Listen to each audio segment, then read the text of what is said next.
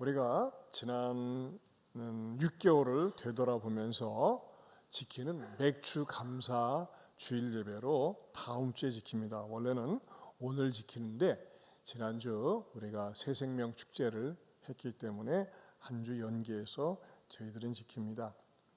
보리 농사하는 분들이 지키는 절기가 맥주 감사인데 대부분은 농사하시는 분들은 많지 않습니다. 그럼에도 불구하고 교회력이 상반기를 마감하면서 지키는 절기가 맥주 감사 주일입니다. 여러분, 우리 몸이 건강한가 건강하지 않은가 한 번씩 병원에 가서 정기 검사를 하는 것처럼 내 영적인 상태, 내 신앙의 상태가 건강한가 건강하지 않은가 검진할 수 있는 시간이 바로 맥주 감사 주일이라고 생각을 합니다. 지난 6개월을 되돌아보면서 이만큼 지낸 거, 내가 정말 잘나고 똑똑해서 된 것인가, 무엇 때문에 내가 이만큼 살 수 있었단 말인가 하면서 말이죠, 영적으로 정기 검진을 하는 시간이 바로 맥주 감사 주일로 저는 생각을 합니다.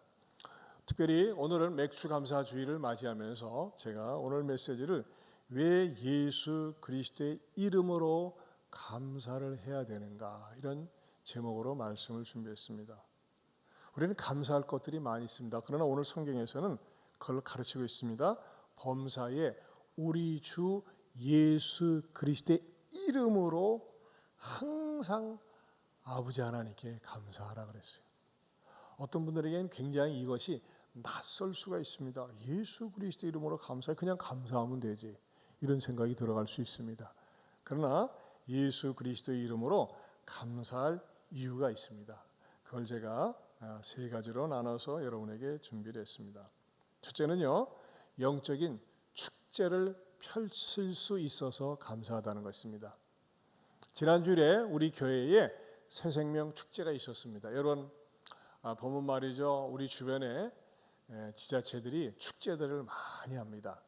근데 교회에서 하는 축제는요, 영적인 축제입니다. 생명의 축제입니다. 그것이 바로 지난주에 있었던 새생명 축제였습니다.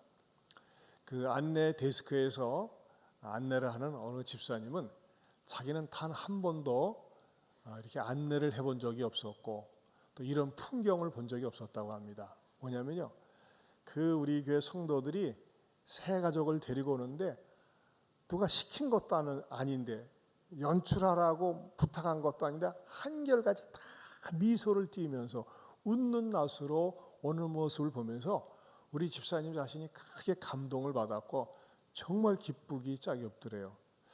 우리말에도 그런 말이 있어요. 웃는 낯에 침 뱉으랴. 그렇죠? 막 웃으면서 들어오니까 저절로 흥겹게 미소가 나오고 좋더라는 것입니다.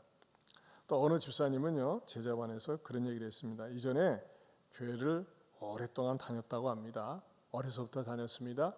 근데 기계적으로 습관적으로 다녔는데 그 집사님은 교회에 가서 앉기만 하면은 눈을 감고 졸다가 주무시다가 나왔답니다.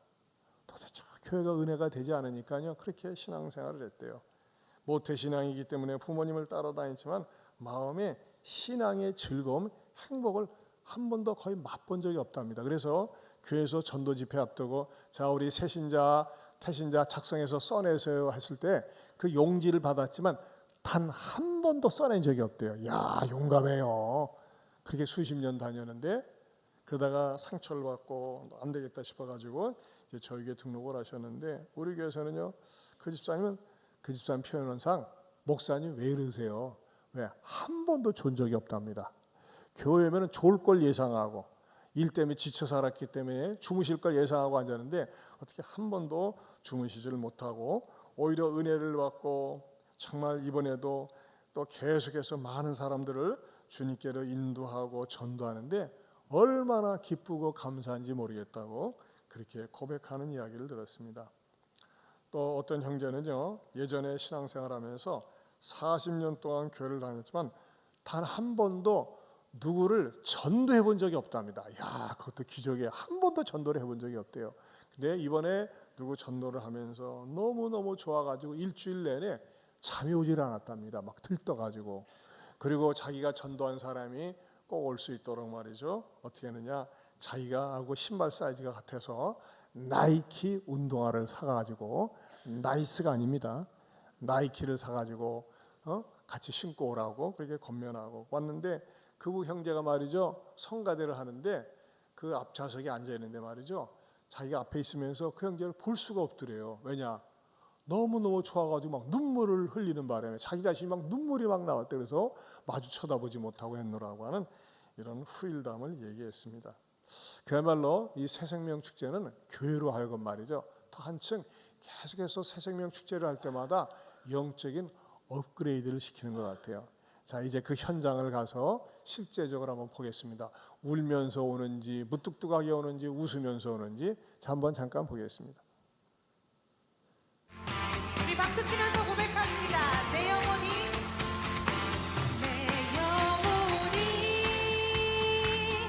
은총 입어 중한 죄지 벗고 보니 슬픔 많은 저는 장애인 활동사 일을 하면서 시각 장애인을 갖고 있는 자매를 만났습니다. 보이지 않지만 성가대 찬양에 몸을 흔들며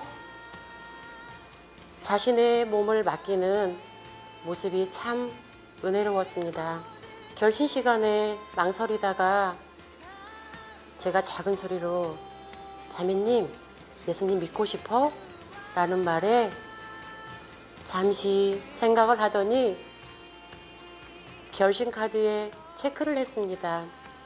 3년 전서부터 계속 고면을 했는데 이번 새생명 축제 때 다 네 분이 다 와주셔서 감사했고요. 오신 날 그날 목사님의 설교가 너무 좋으셔서 그분들이 결심을 하시고 가셨어요. 오시겠다고 나보고 감사하다고 그러고, 그런 말을 들었을 때 3년간의 수고가 정말 감사로 돌아갔고요. 하나님께 영광 돌리고, 이번 새생명 축제에 맞이해서 마음과 몸이 아프고 정착할 교회를 찾지 못한 언니에게 이 예안교회를 소개하게 되었습니다. 언니가 목사님의 말씀을 들으면서 너가 말한 게 진실로 느껴진다고, 목사님의 말씀 그리고 살아있는 곳, 이곳은 정말 건강한 교회라는 것, 그리고 꼭 한번 이곳에 다시 한번 오고 싶다고 이야기를 합니다. 그리고 전도 어렵지 않습니다. 남편에 이어 딸과 함께 이제 언니에게까지 전하다 보니 제가 할 수 있는 것은 한 가지인 것 같습니다. 예안교회 가보자. 그리고 나머지는 저희 오주환 목사님께서 전부 다 그 마음을 열어주십니다. 목사님 말씀도 너무 은혜스럽고 사랑스럽고 너무 좋았어요. 기억이 남는 게 하나가 남아 있어요. 근데 요새 젊은 사람들이 결혼을 안 하고 이렇게 축복이라는 것을 잘 모르고 있는 것 같은데, 목사님이 그 말씀에 정말 감동스럽고 은혜스러웠어요. 그래서 이렇게 축복받은 이 삶을 젊은 사람이 조금 교회 예안교회에 와서 더 즐기고 더 감동 깊은 말씀을 들었으면 좋겠다는 생각이 들어요.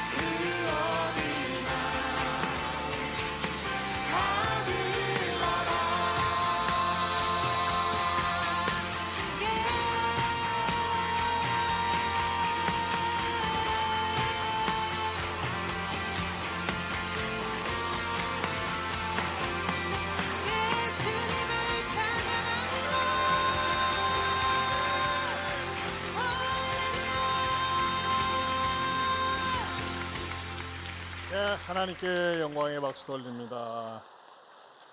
저는 항상 볼 때마다 이 세상에서 가장 아름다운 모습은 결신하고 두 손을 모으고 기도하는 모습이 가장 아름다운 모습 같아요. 여러분들은 가장 아름다운 장면들을 방금 지켜보셨습니다. 이렇게 교회에서 영적인 축제, 새생명 축제를 펼칠 수 있음에 감사하십니까? 얼마나 감사한지 몰라요. 또 두 번째로는 왜 주 예수 그리스도의 이름으로 감사를 해야 되는지 이제 좀 구체적으로 말씀드리고자 합니다. 오늘 우리가 방금 읽은 말씀을 다시 한 번만 보겠습니다. 같이 한번 읽어봅니다. 범사에 우리 주 예수 그리스도의 이름으로 항상 아버지 하나님께 감사하며. 네, 여기 보면요, 감사하라는데 어떻게 알았어요? 범사에 하라고 그랬어요. 그냥 감사하는 건 쉽게 할 수 있어요. 어느 때 주로 감사합니까? 좋은 일 만났을 때, 응답 받았을 때에, 취직되었을 때에, 합격했을 때에, 원하는 거 얻었을 때는 다 감사합니다. 근데 범사라고 그랬어요. 범사는요, 응답되지 않았을 때에, 일이 잘 풀리지 않을 때에, 좋은 일이건 나쁜 일이건 항상 범사에 감사하라는 거예요. 그러면서도 더 부담스러운 것은 항상 아버지 하나님께 감사하라 했어요. 항상 아버지 하나님께. 근데 무엇을 하라고요? 주 예수 그리스도의 이름으로 하라는 것입니다. 주 예수 그리스도의 이름으로. 우리들은 이 땅에 살면서 거의 상대적으로 삽니다. 좋은 일을 만났을 때 좋으니까 감사하고, 잘 되니까 감사하고, 뭔가 회복되니까 감사해요. 근데 일이 틀어져요. 일이 잘 안 돼요. 응답이 안 됐어요.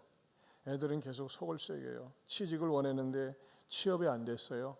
시험을 봤는데 결과가 좋지 않아요. 자, 이럴 때도 감사할 수 있습니까? 근데 성경에서는요, 이럴 때도 감사할 수 있어야 된다는 거예요. 이것은요, 우리들의 현실과 너무나 동떨어져 있습니다. 그런데 이럴 때 응답이 되지 않고 원하는 것들이 일어나지 않은데도 불구하고 감사해야 하는 조건이 뭐냐? 바로 주 예수 그리스도의 이름으로, 이름 때문에 감사할 수 있어야 한다는 것입니다. 여러분, 저는 오늘 여러분들에게 예수 그리스도의 이름에 대한 가치, 이름 때문에 감사할 수 있는 그것을 말씀드리고 싶어요. 몇 년 전 비즈니스 위크지의 발표에 의하면요, 코카콜라라고 하는 이름의 가치가 84조 원이랍니다. 그리고 마이크로소프트는 77조 원, IBM은 61조 원이 된다고 합니다. 우리나라 삼성의 이름의 가치는 약 13조 원의 가치가 있다고 합니다. 반면에 사람 이름의 가치를 갖다가 미국 뉴욕 타임스지는요, 영화 감독 스티븐 스필버그, 지금도 생존하고 있는 분이죠. 이 스티븐 스필버그의 이름의 가치는 약 2조 4천억 원의 가치가 있다고 합니다. 영화 제작에 그의 이름만 들어가도 그만큼의 능력을 충분히 발휘할 수 있다는 것이죠. 반면에 여러분의 이름의 가치는 어느 정도 된다고 생각하십니까?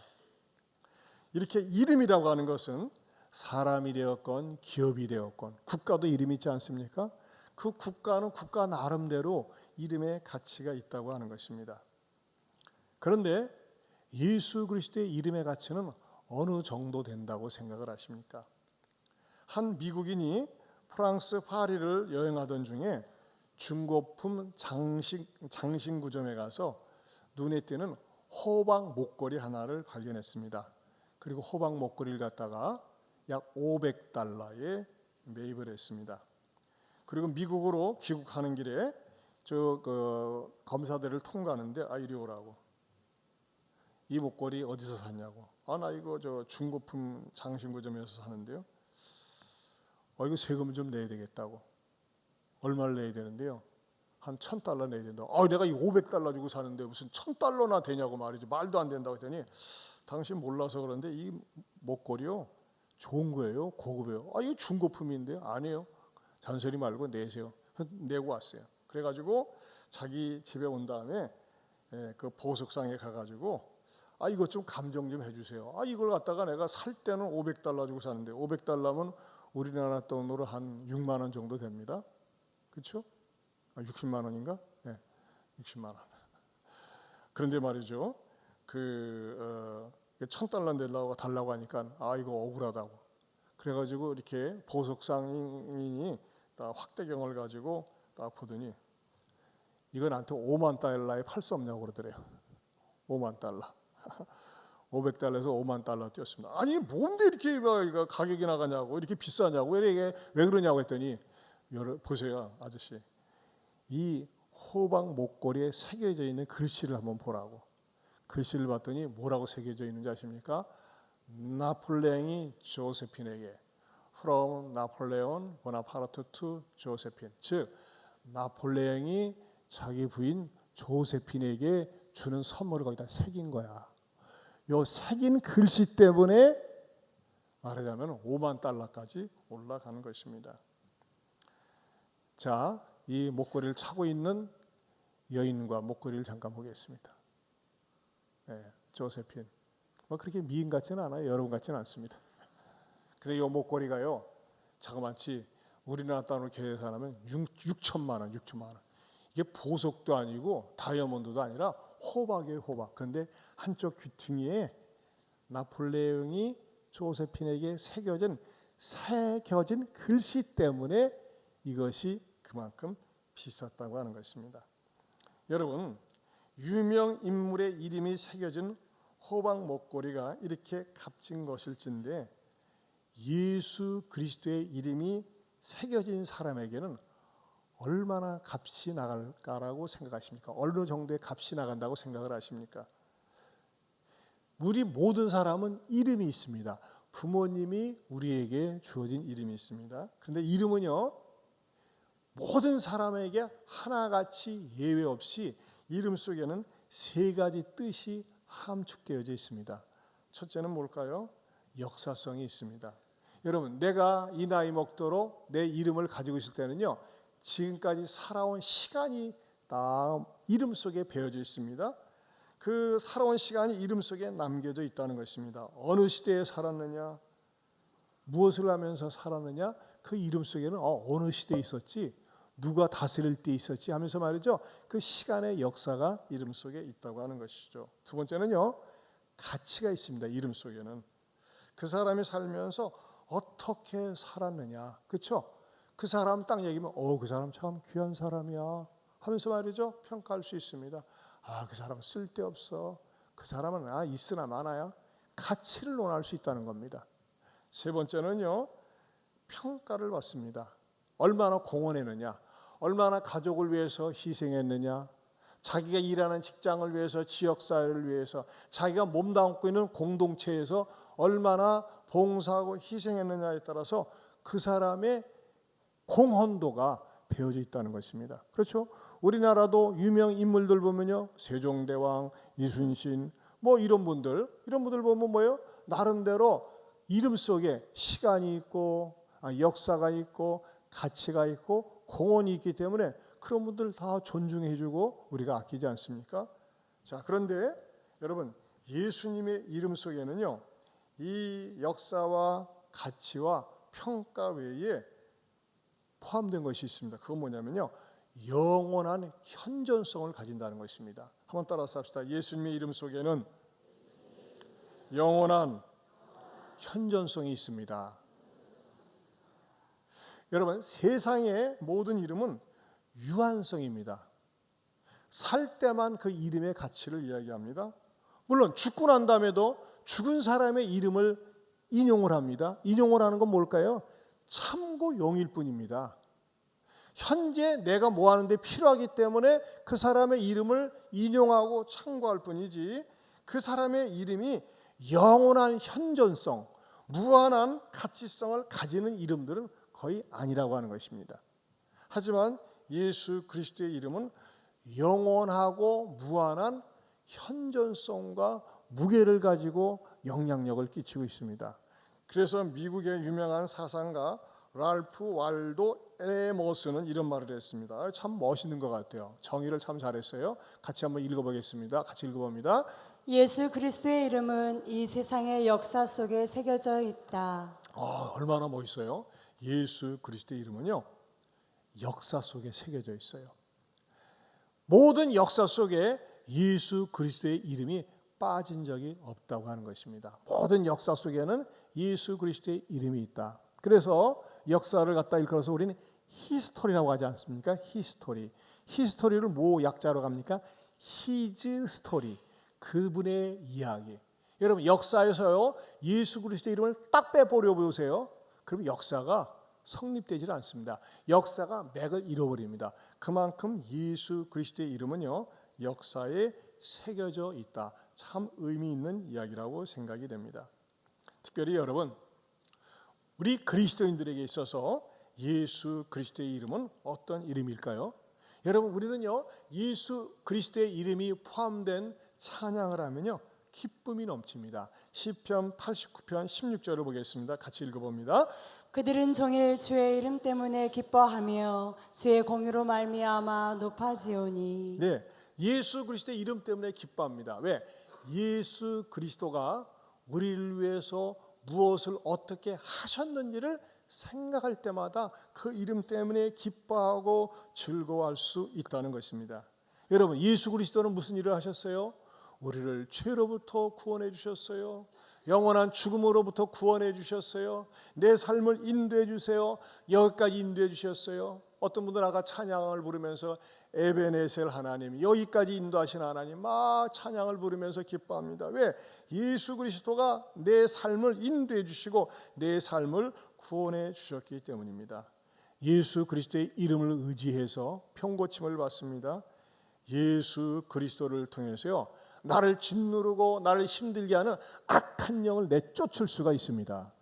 여러분 악한 귀신, 악한 영은요 사람들이 영화 속에서 십자가를 내민다고 영화 속에서 때려 나가기도 하지만 중요한 건요 예수 그리스도의 이름으로 선포할 때 어둠의 영은 떠나가고 악한 영은 떠나가고 귀신도 떠나가게 될 줄로 믿습니다. 여러분들이 답답하고 어렵습니까? 예수 그리스도의 이름을 부르세요. 제가 질문하겠습니다. 여러분들이 답답하고 어려울 때 부르면 우리를 구원해 줄 수 있는 분은 누구십니까? 주 예수 그리스도. 나에게 용기와 희망을 주시는 분은 누구십니까? 주 예수 그리스도. 이 후덥지근한 무더위 속에서도 나를 시원하게 하실 분은 누구십니까? 주 예수 그리스도. 화가 나고 짜증나고 신경질 나지만 그분의 이름을 부를 때 나에게 시원함을 줄 수 있는 분은 누구십니까? 주 예수 그리스도. 여러분 이렇게 주 예수 그리스도를 외쳐보세요. 그럼요 내 영이 맑아지고 밝아지고 소생함을 얻고 힘을 얻습니다. 여러분 주의 이름을 경외하고 존중하는 자들에게는 상을 주신다고 그랬어요. 요한계시록 11장 18절 말씀 하반절을 보겠습니다. 같이 봅니다. 주의 이름을 경외하는 자들에게 상 주시며 또 땅을 망하게 하는 자들을 멸망시키실 때로소이다. 이야, 예수님의 이름을 경외하는 자들에게는 상을 주신다고 그랬어요. 그러나 어떤 사람은요 예수 이름을 욕하고 함부로 말하고 업신여깁니다. 이런 사람들은요 심판을 받게 된다는 것입니다. 여러분 예수님께서 재림하실 때는 어떤 일이 있는지 아십니까? 빌립보서 2장 10절 말씀입니다. 같이 보겠습니다. 시작. 하늘에 있는 자들과 땅에 있는 자들과 땅 아래에 있는 자들로 모든 무릎을 예수의 이름에 꿇게 하시고. 예수님의 이름은요 예수님께서 재림하셔서 이 세상을 심판하실 때 하늘에 있는 자들, 땅에 있는 자들, 땅 아래에 있는 어둠의 권세들 모든 자들이 예수 이름 앞에 굴복하지 않을 수 없다는 것입니다. 무릎을 꿇지 않을 수 없다는 것입니다. 한때 세계를 지배했던 나폴레옹의 그 사인이 있는 호박 목걸이가 그렇게 보배로운 기증품일 수 있었다면 예수 그리스도의 이름이 새겨진 그 사람은 어떤 혜택이 주어질까요? 어떤 축복이 주어질까요? 예수 그리스도의 이름이 그 영혼 속에 심령 속에 새겨진 사람은요 예수 그리스도 자신이 우리를 보호해 주시고 지켜주시고 영원토록 책임져 주십니다. 이것이 예수 그리스도 이름이 새겨진 사람의 특권이라고 하는 것입니다. 여러분 예수 그리스도 이름이 새겨진 사람은요 사람들이 볼 때는 볼품이 없어 보일 수 있습니다. 병들고 늙고 가난하고 배우지 못하고 사람들이 알아주지 않을 수도 있습니다. 그러나 예수 그리스도의 이름이 새겨진 그 사람은요 세상이 아무리 짓누르고 억누르고 나를 무시해도요 절대 나라고 하는 존재는 하나님 앞에서 변함이 없는 영광스러운 존귀한 존재가 될 수 있다는 것입니다. 여러분 이게 얼마짜리입니까? 5만 원짜리입니다. 5만 원짜리를 막 꾸기고 막 갖고 놀고 심지어는 승질 난다고 발로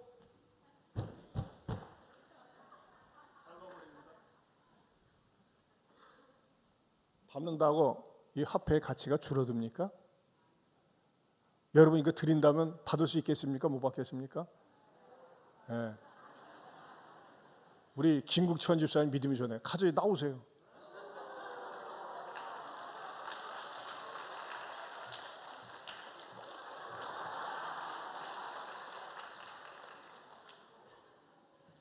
내가 발로 밟았는데도 가져가요. 여러분 지폐의 가치는요 대한민국이 인정한 거예요. 얼마나 신났겠어요. 아까 찬양을 신나게 부르니까. 여러분 저는 이 사실을 여러분들이 잊지 말았으면 좋겠어요. 그건 뭐냐면요, 예수 그리스도 이름의 가치가 영원 무궁토록 존귀하다면 예수님만 그러하냐 이거예요. 그렇지 않아요. 그 예수 그리스도를 영접하고 모시고 사는 사람들에게 우리 하나님께서는 똑같은 가치를 주신다는 겁니다. 이게 얼마나 축복이에요. 만약에 예수님만 그렇다면요 우리는요 그림의 떡이에요. 우리는 손가락만 빨고 있어야 돼요. 근데 그 예수님을 모시고 사는 사람들, 예수님의 이름이, 예수 그리스도의 이름이 내 안에 새겨진 그 사람에게는요 우리 하나님께서 예수님과 똑같은 비중, 똑같은 가치를 두고서 우리를 책임지시고 보호해 주신다는 것입니다. 형편이 어떠하든지 간에 내가 병들었든 건강하든 많이 배웠든 못 배웠든 늙었든 젊었든 그것과 관계없이, 상황과는 관계없이 우리 하나님께서 우리를 존귀하게 보아주신다는 사실을 여러분들이 믿을 수 있기를 바랍니다. 그러면요 중요한 게 있어요. 그러면 예수 그리스도의 이름이 나한테 새겨져 있다고 하는 사실을 무엇으로 확인할 수 있을까요? 누구도 지울 수 없는, 누구도 부인할 수 없는 그 새겨진 이름을 무엇으로 확인할 수 있을까요? 그것은요 내 마음속에 예수 그리스도는 누가 뭐라고 그래도 교주가 아니요 구세주가 되십니다. 아멘입니까? 나를 죄로부터 죽음으로부터 구원해 주신 유일한 구세주가 되십니다. 구주가 되십니다. 내가 마음으로 믿고 입술로 시인할 때 그것은요 내 영혼 속에 예수 그리스도의 이름이 새겨져 있다고 하는 증거라고 하는 것입니다. 그렇다면 옆 사람에게 물어보세요. 예수 그리스도의 이름이 새겨져 있습니까? 한번 물어보세요. 네? 다시 말씀드립니다. 제가 지난주에도 말씀드렸죠. 제가 볼 적에 제가 설교를 하고 난 다음에 우리 교육자들하고 앉아서 얘기를 나눴어요. 그랬더니 어느 목사님이 그렇게 평가를 하더라고요. 목사님 오늘 전도 메시지는 굉장히 변증법적인 메시지 같다고. 왜냐하면 세상 사람들이 부정적인 태도를 가지고 대하는 것에 대해서 얼마든지 우리가 변증론적으로 변증을 하면서 아니다 아니다 하면서 말이죠 3단론법으로 치고 들어가지 않습니까? 예수님은 절대 정신병자가 아닙니다. 사기꾼이 아닙니다. 예수님은 신화 속의 주인공이 아닙니다. 예수님은 4,300개의 종교 가운데서 교주가 아닙니다. 예수님은 누구십니까? 구세주가 되십니다. 왜 구세주가 되십니까? 우리를 유일하게 죄로부터 죽음으로부터 구원하여 주셨기 때문입니다. 그렇다면 말이죠, 어떤 사람에게 이 예수님의 이름이 새겨져 있다고 그래서요, 여러분 보세요. 지난주일에 방문한 분들이 167명이었는데요 어떤 분들은요 옆에서 이거 체크하세요. 안 한다래. 끝까지 안 해요. 체크하는 거 간단해요. 근데 뭐예요? 자기 자신이 동의하지 않기 때문에 나는 예수님을 나의 구세주로 믿지 않겠습니다. 그런 사람들은요 관계가 없는 거예요. 절대 강제로 되지 않습니다. 그러나 여러분들 가운데서 자원하는 마음으로, 영접하는 마음으로, 그렇습니다. 예수님을 나의 구세주, 나의 하나님으로 내가 환영합니다. 영접합니다. 모셔드립니다. 이 사람에게는 선명하게 하나님의 생명책에 그 사람의 영혼 속에 예수 그리스도가 새겨져 있음을 믿으시길 바랍니다. 그렇다면 그 사람은 어떻습니까? 그 사람의 가치는 무한 가치입니다. 예수 그리스도의 이름이 새겨진 사람은요, 온 천하보다도 귀한 가치를 그 안에 가지고 있다고 하는 것입니다. 그렇다면 사랑하는 성도 여러분, 이럴 수 있겠어요? 내 삶이 잘 풀리질 않습니다. 내 몸은 병들어 있습니다. 우리 집안을 둘러봐도 마음에 들지 않습니다. 불경기라고 장사도 되지 않습니다. 이것저것 살펴보면요, 자꾸 원망이 터져 나오려고 하고 화가 납니다. 날씨가 또 얼마나 무덥습니까? 불쾌해질 수가 없습니다. 그러나 이런 모든 주변의 상황을 보면은 원망하고 불평하고 싶지만 마음에 들지 않지만 내 안에 예수 그리스도가 계시기 때문에 예수님이 나의 죄를 위해서 십자가에 죽으시고 3일 만에 부활하셨다는 사실을 내가 믿는 순간 다시 한번 내 마음속에서 감사가 솟구칠 수 있으십니까? 그렇다면 진정한 그리스도인입니다. 오늘 메시지가 그겁니다. 범사에 우리 주 예수 그리스도의 이름으로예요. 이름으로 항상 아버지 하나님께 감사하라는 것입니다. 여러분, 무엇을 줘야 감사하고 무엇을 받아야 감사하는 것, 그것도 잘못된 것은 아닙니다. 그러나 그것은 1차적인 감사입니다. 수준 높은 감사는 뭘까요?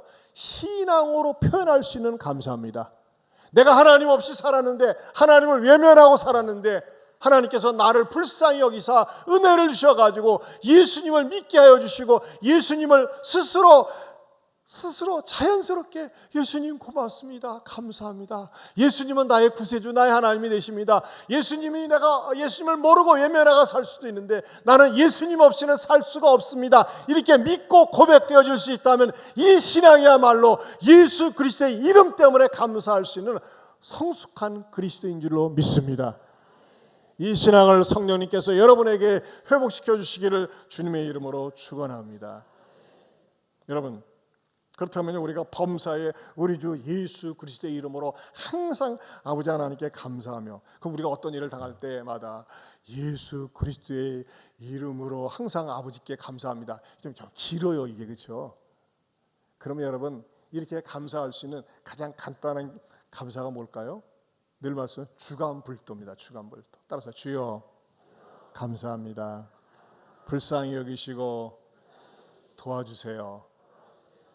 주여 속에는요, 주 예수 그리스도가 다 포함되어 있습니다. 주여라고 하는 건 로드란 뜻입니다. 주여라는 말은 주인이란 뜻입니다. 내 인생의 주인이 주님이십니다. 그래서 여러분, 순간순간마다 주여 감사합니다가 몸에 뵐 수 있기를 축원합니다. 주여 감사합니다. 주님 감사합니다. 주님의 은혜입니다. 주여 감사합니다. 그러나 나를 불쌍히 여기시고 나를 도와주세요. 여러분, 우리 하나님께서 얼마나 좋아하시는 기도인지 모릅니다. 이것이 온몸에 배워서 어떤 상황에서도 범사에 좋은 일을 만났던 나쁜 일을 만났던 늘 하나님 앞에 범사에 항상 감사할 수 있는 주간불도의 신앙인들 될 수 있기를 축원합니다. 축원합니다. 더 나아가서 세 번째로는 그리스도를 경외함으로 피차 복종하라 그랬어요. 21절에 보면요, 그리스도를 경외함으로 피차 복종하라. 이게 참 요 단계가 좀 어렵습니다. 왜냐하면요, 이 에베소서에서 이 말씀이 기록될 당시 배경은요, 21절 이하는 부부관계가 등장합니다. 자녀들과의 관계가 등장합니다. 일터성에서 상전과 일꾼들과의 관계가 등장을 합니다. 근데 여러분, 우리가 복종한다고 할 적에는 어떤 사이에서 복종이 이루어집니까? 자녀가 부모에게 복종하는 겁니다. 그렇죠? 하인이 상전에게 복종하는 겁니다. 부부관계에 있어서는요, 아내가 남편에게 복종하는 게 원칙입니다. 그렇죠? 아랫사람이 윗사람에게 복종하는 것이 순서입니다. 그래서 성경에서 피차 복종하라고 그랬어요. 남편도 아내에게 복종하고 부모가 자녀에게 복종하고 심지어는요, 주종 관계에 있는 사장이 직원에게 복종하라는 이 말이에요. 굉장히 어렵습니다. 그런데 피차 복종하라는 게 어떻게 복종하라는 거예요? 그리스도를 경외함으로 복종하라는 겁니다. 그리스도를 높이면서 예수님을 바라보면서 복종하라는 것입니다. 이게 이론상으로 솔직히 쉽지 않다는 것입니다. 그런데 어느 때 쉬워집니까? 예배 속에서 은혜를 받을 때 쉬워집니다. 예배 속에서 하나님의 말씀이 내 안에 찾아오고, 예배 속에서 하나님을 인격적으로 만나고, 예배 속에서 주님을 경험하게 되면요, 어떤 마음이 생깁니까? 누구를 무시할 수가 없습니다. 여러분, 그리스도인들 가운데 이런 사람이 있습니까? 식당이나 카페 같은 데 가서 말 함부로 합니까? 어이, 저희 하면서 말이죠. 반말 찍찍합니까? 그거는 잘못된 태도입니다. 요즘은 식당 같은 데 보면요, 외국인, 베트남, 캄보디아 이런 형제자매들이 많이 있어요. 여러분, 그들에게도 친절하게 겸손하게 얘기할 수 있어야 된다는 겁니다. 그것이 피차 복종하는 것입니다. 직장에서도 내가 영향력에 있습니까? 높은 위치에 있습니까? 상사입니까? 내 밑에 직원들을 하대하듯이 대해서는 안 된다는 것입니다. 왜? 복종하는 마음으로. 복종할 수 없어요. 그러나 뭐예요? 내 안에 그리스도가 있기 때문에. 왜 복종할 수 있는 겁니까? 왜 아내에게 복종할 수 있는 겁니까? 상대방은 어떤 존재예요? 예수 그리스도의 이름이 새겨진 하나님의 존귀한 존재이기 때문에 그렇습니다. 존귀한 인물이기 때문에 그 사람의 직업과 관계없이, 어떤 처지에든지 관계없이 절대 갑질할 수 없다는 것입니다. 여러분, 저는요, 저와 여러분도 우리가 어떤 처지에 있든지 예수 그리스도의 이름이 내 안에 새겨진 이상, 상대방이 어떤 일을 하든지 간에, 어떤 자리에 있든지 간에 겸손한 마음으로, 사랑하는 마음으로, 복종하는 마음으로 대할 수 있기를 주님의 이름으로 축원합니다. 여러분, 날씨가 무덥습니다. 조금만 거슬리면 말이 쉽게 나오고 함부로 얘기할 수 있고 죄 지을 수 있습니다. 그러나 여러분, 예수 그리스도가 내 안에 있고 나를 갖다가 나 같은 인간 버리지 않고 외면하지 않고 구원해 주셨는데, 그것을 생각만 해도 감사한데 그까지 주변에서 일어나는 상황 때문에 덥다고 그래서, 무덥다고 그래서 말 함부로 하고 갑질할 수 있습니까? 아닙니다. 그리스도인들은 절대 갑질해서는 안 됩니다. 어떤 장소에 가서든지 갑질해서는 안 된다는 것입니다. 성경에서 가르쳐주고 있어요. 그리스도를 경외함으로 피차 복종하라. 서로 하라는 거예요.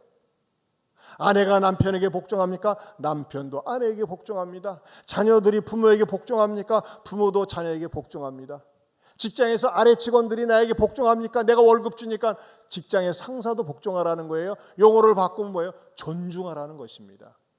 귀하게 여기라는 것입니다. 인격적으로 대하라는 것입니다. 이것이 그리스도인의 삶입니다. 이런 은혜가 저와 여러분들에게 있기를 축원합니다. 하나님 아버지, 감사합니다. 맥주 감사 주일을 맞이해서 주님, 저희들이 지난 반년을 돌아보며 하나님의 은혜입니다. 하나님의 은혜 가운데 여기까지 오게 되었습니다.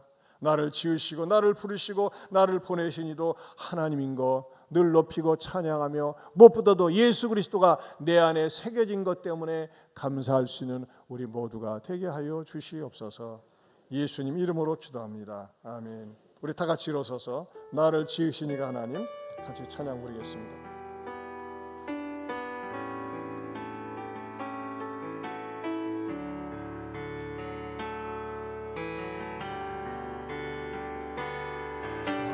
지으신 이가 하나님, 나를 부르신 이가 하나님, 나를 보내신 이도 하나님, 나의 나 된 것은 다 하나님 은혜라. 나의 달려갈 길 가도록 나의 마지막으로 다하도록 나로 그 십자가 본게 하시니 나의 나 된 것은 다 하나님 은혜라. 한량없는 은혜, 갚을 길 없는 은혜, 내 삶을 내고 사는 하나님의 은혜 나 주저함 없이 그 땅을 밟는 도 나를 붙드시는 하나님 처음부터 다시 한번 부릅니다. 나를 지으시니가 나니 나를 지으시니가 하나님 나를 부르시니가 하나님 나를 보내시니가 하나님 나의 나 된 것은 다 하나님 은혜라 달려갈 길 나가도록 나의 마지막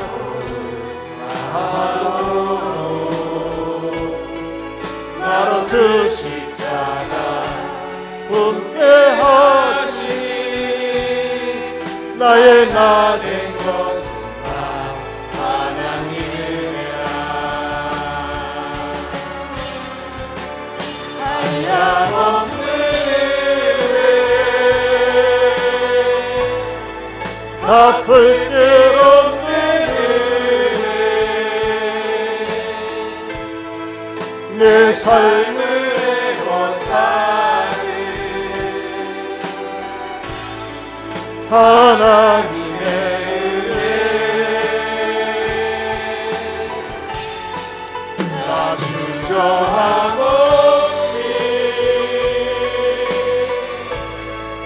그 땅을 밟는 도 나를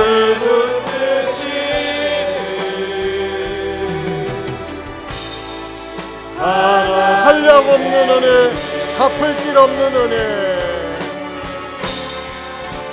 한량 없는 은혜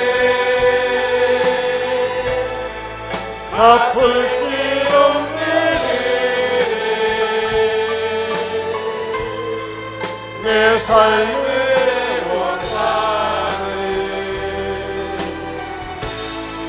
하나님의 은혜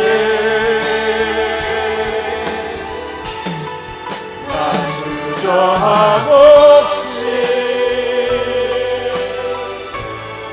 그 땅을 밟는 도 나를 붙드시는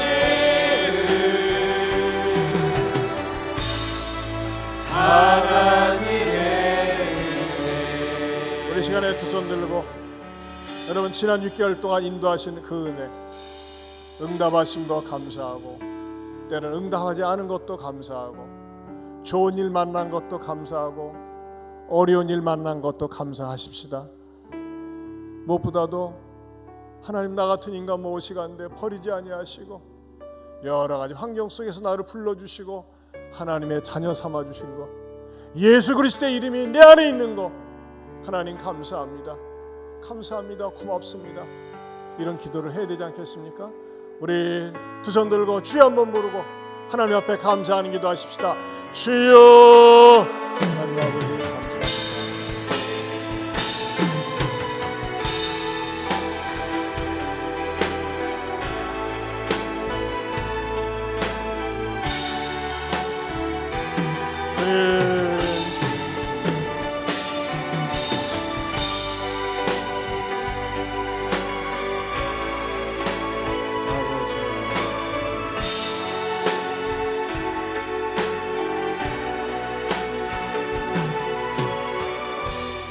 하나님 아버지 나 같은 거 외면하지 아니하시고 관심 가져주시고 복음 듣게 해주시고 좋은 교회 건강한 교회 예안교회로 인도해 주심을 감사합니다.